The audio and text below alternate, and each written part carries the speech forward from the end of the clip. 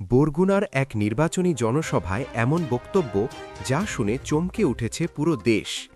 এই দেশে কোনো বিধর্মী সাংসদ প্রতিনিধি থাকতে পারে না।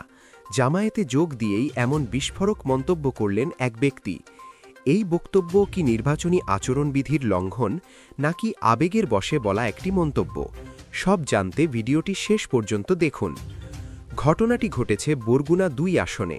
ত্রয়োদশ জাতীয় সংসদ নির্বাচনের প্রচারণার প্রথম দিন বামনা উপজেলার ডৌয়াতলা স্কুল মাঠে আয়োজিত জামায়াতে ইসলামীর এক নির্বাচনী জনসভায়।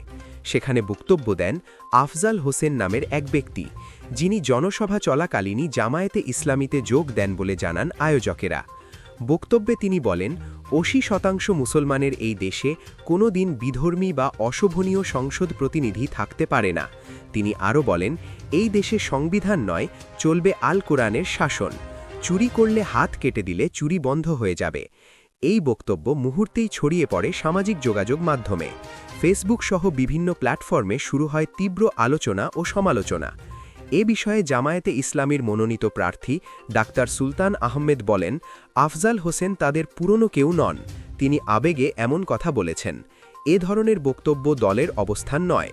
তিনি আরও জানান, নির্বাচনের সময় তাৎক্ষণিকভাবে কাউকে দলে নেওয়ার কোনো প্রক্রিয়াও নেই। অন্যদিকে উপজেলা নির্বাহী কর্মকর্তা জানান, লিখিত অভিযোগ পেলে আইন অনুযায়ী ব্যবস্থা নেওয়া হবে। প্রশ্ন উঠছে, নির্বাচনের মাঠে এ ধরনের বক্তব্য কতটা গ্রহণযোগ্য?